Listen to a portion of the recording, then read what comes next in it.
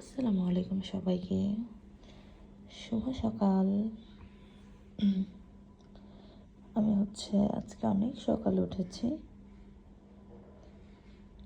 এই যে আমাদের ম্যাক্স বাবু, তিনি কালকে সারাদিন ঘুমিয়েছে, এরপরে রাতেই ঘুমায়, জাগে, সারা ঘর হাঁটে, ডাকে।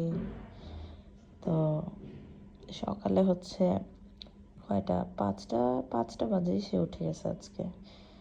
পরে এসে আমিও বসলাম ওর পাশে, একটু আগে ঘুমালো সে।